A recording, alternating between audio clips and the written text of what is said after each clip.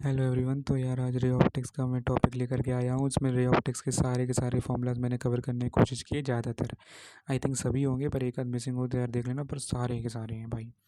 Mirror formula की बात करें तो आप लोगों ने 10th क्लास में ही पढ़ा है, 1/v plus 1/u is equals to 1/f। Mirror magnification formula m is equals to minus v/u। अब देखो, नेगेटिव होता है रियल इमेज के लिए मैग्नीफिकेशन और पॉजिटिव होता है वर्चुअल इमेज के लिए। इसे अच्छे से देख लेना, क्योंकि सवाल में जब ये चीज़ें होती हैं तब यहीं पर आप लोग कन्फ्यूज़ होते हैं। अब देखो, मैग्नीफिकेशन का एक और फॉर्मूला है m is equals to f/f minus U mirror mirror में, ठीक है। अब देखो, कई लोग इसे याद नहीं करते, स्किप कर देते हैं, बट जब सवाल आते हैं ना अच्छे वाले, तब तुम फिर इतनी लंबी कैलकुलेशन हो जाती है, परेशान हो जाते हो। एक फॉर्मूला और है मेरे मैग्नीफिकेशन का, m is equals to HI/HO। ध्यान से देखो, अब यार लॉन्गिट्यूडनल मैग्नीफिकेशन का माइनस एम स्क्वायर, और यहाँ पे longitudinal magnification minus M square is equals to LI/LO। अब यार देखो, मैं तुमसे कहा था मैं अपने चैनल पे केवल फॉर्मूलाज वगैरह डालूंगा, ठीक है। फॉर्मूलाज बहुत इंपॉर्टेंट है, डायरेक्ट बोर्ड में, जेई में, नीट में, इन सब में फॉर्मूला से डायरेक्ट सवाल आते हैं, ठीक है। मेरे चैनल पे हर चैप्टर के तो फॉर्मूलाज मिलेंगे, बाकी ये मैं डाल चुका हूँ, ठीक है। आगे बढ़ते हैं यार, velocity of image of moving object. अब जो ऑब्जेक्ट मूव करे, ठीक है ना, उसकी इमेज की वेलोसिटी क्या होगी मिरर में, ध्यान देना। तो velocity of image equals to minus M square into v o, याद रखना। एपरेंट डेप्थ का formula h i is equals to h o upon mu. Shift in apparent depth का formula s is equals to h O into 1 - 1 upon mu. velocity of image formed due to refraction from plane surface vi equals to vo upon mu। Simple formula है, जो height के लिए था same velocity के लिए है, बस वहाँ पे h लिखना था, यहाँ v लिखो क्योंकि वेलोसिटी चाहिए। अब यार ये चीज़ मैंने अलग से नोट डाल के लिखी हुई है, क्योंकि इसमें ना कन्फ्यूज़न होता है बहुत बच्चों को। जैसे मान लो अगर लाइट रेयरर से डेंसर गई, रेयरर से डेंसर का मतलब मान लो एयर से डायमंड में गई, तो लाइट की स्पीड जो है वो कम होगी और वो टुवार्ड्स द नॉर्मल बेंड होगी। इतनी बात तो पता है ना, क्योंकि डायमंड का रिफ्रैक्टिव इंडेक्स एयर से ज़्यादा होता है भाई साहब, एयर से सबका ज़्यादा होता है और डायमंड का सबसे ही ज़्यादा होता है।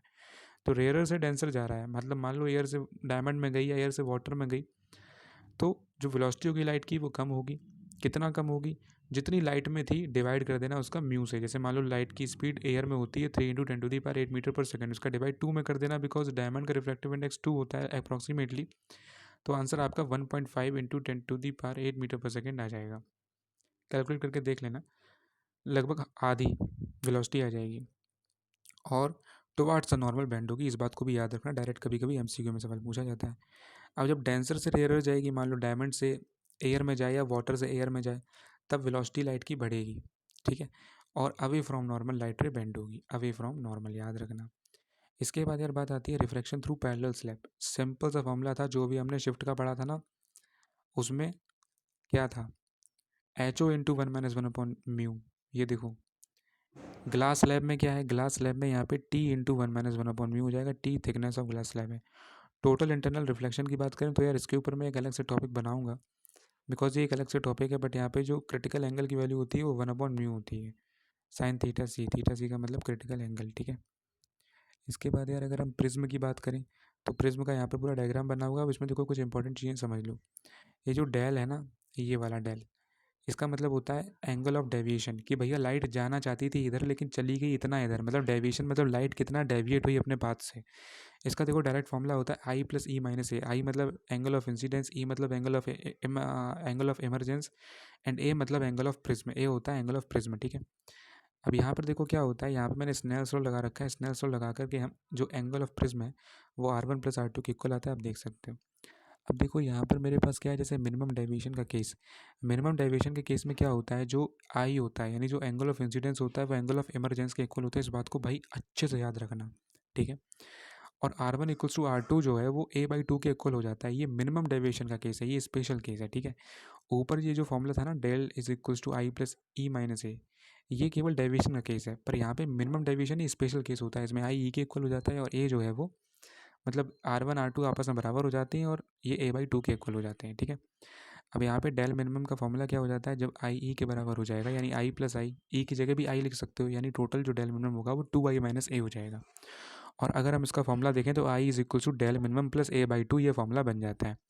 अब यार इसमें एक बहुत ही इंपॉर्टेंट फॉर्मूला आता है जो कि प्रिज्म के रिफ्रैक्टिव इंडेक्स के टर्म में है, दैट इज म्यू के टर्म में है। इसमें देखो क्या है, mu is equal to sine of A plus del minimum by two upon sine of A/2। इसको ना यार, इस फॉर्मूले को रट लो, मतलब गाना बना के इसे रट लो, बहुत इंपॉर्टेंट फॉर्मूला है, ठीक है। इसलिए ये देखो यार, ग्राफ है, ये बहुत इंपॉर्टेंट ग्राफ है प्रिज्म का। प्रिज्म पढ़ा और ये ग्राफ नहीं पढ़ा तो कुछ नहीं पढ़ा। ये ग्राफ जो है वो डेल मिनिमम और आई के बीच में है। यहाँ पर देखो इस पॉइंट पे जो आई है वो ई के बराबर हो रहा है, इसी पॉइंट पे डेल मिनिमम हमारा होगा। अब देखो ये बात तो कर ली प्रिज्म की। अब एक स्पेशल टाइप का प्रिज्म होता है जो होता है थिन प्रिज्म। उसमें क्या होता है, जो ए होता है ना, यानी जो एंगल ऑफ प्रिज्म होता है वो बहुत छोटा होता है। तो जो इसमें इसका डेविएशन होता है वो mu minus one into A के इक्वल होता है। ये इसका फॉर्मूला है। अगर थिन प्रिज्म क्वेश्चन में मेंशन करता है then you have to use this formula directly. Okay. उसके बाद यार बात आती है रिफ्रैक्शन फ्रॉम कर्व्ड सरफेस की। अब जैसे मान लो क्या होता है, जैसे कभी वो हमें सवाल दे देता है कि भैया जो ऑब्जेक्ट है वो किसी ऐसे मीडियम में रखा है जिसका रिफ्रैक्टिव इंडेक्स कुछ म्यू वन है, इमेज बन रही है वो कोई ऐसे मीडियम में बन रही है जहाँ का रिफ्रैक्टिव इंडेक्स कुछ म्यू टू है, तो बताओ क्या फोकल लेंथ होगी, क्या मतलब इधर उधर ये सवाल घुमा के देता है। तो देखो उसका डायरेक्टली फॉर्मूला होता है mu are upon we minus mu I upon you is equals to mu are minus mu I upon r. Simple सी चीज़ है, म्यू आर का मतलब कुछ नहीं है, म्यू आर मतलब जिस मीडियम में इमेज बन रही है उस मीडियम का रिफ्रैक्टिव इंडेक्स। म्यू आई मतलब है जिस मीडियम में ऑब्जेक्ट रखा है उस मीडियम का रिफ्रैक्टिव इंडेक्स, बस और कुछ नहीं है। डायरेक्ट फॉर्मूला है mu are upon we minus mu I upon you is equal to mu are minus mu I upon R. Directly अगर तुम्हें दिक्कत हो रही है ऐसे तो तुम mu one upon we minus mu two upon you is equal to mu two minus mu one upon R, इस तरह से भी इसको याद कर सकते हो, कुछ नहीं है। ठीक है। अब देखो क्या है, focal length of a lens made of material of refractive index mu two surrounded by a medium with refractive index mu one. इसमें भी देखो वही है कि उस लेंस की फोकल लेंथ चाहिए जो कि कुछ म्यू टू रिफ्रैक्टिव इंडेक्स वाले मटेरियल का बना हुआ है, यानी कोई मटेरियल है उसका रिफ्रैक्टिव इंडेक्स कुछ है म्यू टू, उससे बना है लेंस, लेकिन जो लेंस है वो रखा हुआ है ऐसे मीडियम में जिसका रिफ्रैक्टिव इंडेक्स कुछ म्यू वन है। तो उस केस में उसकी फोकल लेंथ क्या होगी, डायरेक्ट फॉर्मूला होता है one upon F is equals to mu two minus mu one upon mu one into one upon R one minus one upon R two. ठीक है, सिंपल सी चीज़ है। अब देखो न्यूटन्स फॉर्मूला फॉर लेंसेज होता है X O into X I equals to F square. ठीक है, ये फॉर्मूला भी डायरेक्ट याद रखना, X O into X I is equals to F square. अब आ गए लेंस मेकर्स फॉर्मूला पे one upon we minus one upon U equals to one upon F. 10th class में पढ़े हो गए आप लोग बहुत अच्छे से। एम यहाँ पे लेंस मेकर में मतलब लेंस में क्या होता है, M equals to V upon U, इसी को हम एच आई अपॉन एच भी बोलते हैं, ये सब 10th में होता है।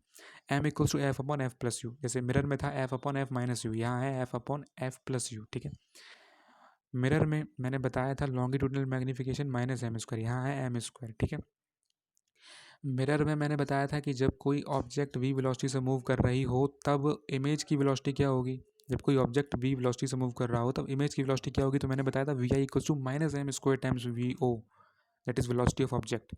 यहाँ होगा v i is equals to m square v o, यानी m square times velocity of object. Power of lens की बात करते हैं यार, तो पावर ऑफ लेंस इनवर मतलब रेसिप्रोकल होता है फोकल लेंथ का, P is equals to one upon f. Lenses जब एक दूसरे के क्लोज में रखे हो तो power equivalent P one plus P two plus ऐसे करके हम लोग कर देते हैं summation of powers. And focal length की बात करें तो one upon f one plus one upon f two plus one upon three, power और फोकल लेंथ का रेसिप्रोकल वाला रिलेशन होता है। ऐसा यूनिट आपको पता है, इसकी डायोप्टर होती है। और देखो जब भी सवाल आते हैं, जैसे मान लो कभी कॉम्बिनेशन सवाल आते हैं उसमें एक कॉनकेव लेंस होता है, कॉन्वेक्स भी होगा, और पूछा जाए उसकी नेट पावर, तो क्या करोगे यार, उसमें कुछ नहीं करना, केवल और केवल जो फोकल लेंथ है ना उसे साइन के साथ रखना। जैसे कॉनकेव लेंस की जो फोकल लेंथ होगी वो नेगेटिव में होगी, कॉन्वेक्स की पॉजिटिव में होगी, तो जब कॉनकेव की लिखना तो माइनस साइन के साथ लिखना, कॉन्वेक्स की पॉजिटिव लिखना। ठीक है, यही चीज़ होती है, बस साइन के साथ हमें लिखना है फोकल लेंथ को, इतना याद रखना है। ठीक है, बाकी यार हो गया। Thank you very much, video देखने के लिए बहुत बहुत धन्यवाद।